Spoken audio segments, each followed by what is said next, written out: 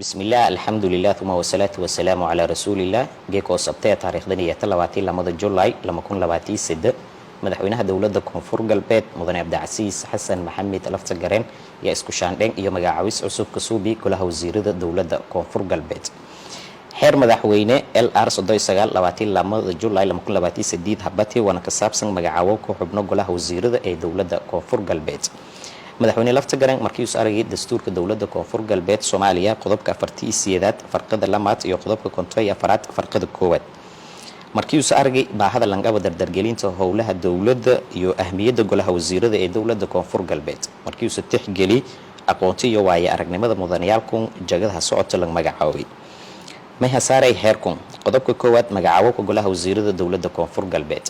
geeka oo ay taariikhda 22 July 2028 la ku bilaabo madaxweynaha dowladda koonfur galbeed mudane Abdicasiis Xasan Maxamed lafta garan iyo magacaawi xubnoogan cusub ee golaha wasiirada dowladda koonfur galbeed saddex xusub magacyadiyo hooston Ibrahim Aadan Ali Najax yalan magacaawi wasiirka wasaaradda cadaaladda iyo arrimo garsoorka dowladda koonfur galbeed Xasan Abduqaadir Maxamed yalan magacaawi wasiirka wasaaradda amniga guud dowladda koonfur galbeed Nasra Awees Sheekh Xuseen yalan magacaawi wasiirka wasaaradda haweenka iyo xuquuqul insaanka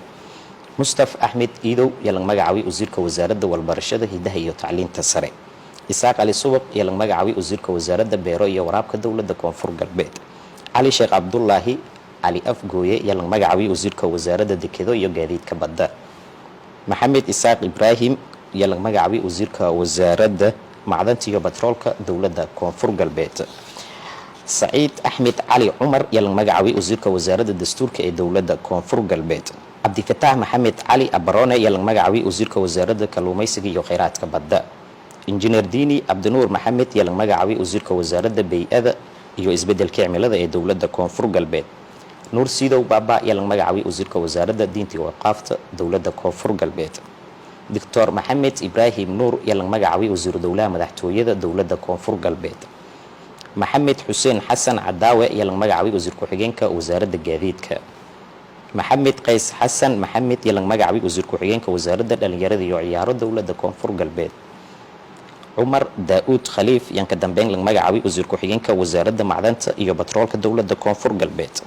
heerkun may dhaqangal nagaday markii uu saxiix madaxweynaha dowladda koonfur galbeed waana saxiixi wabillahi tawfiiq wasalaamu calaykum waraxmatullaahi wabarakaatuh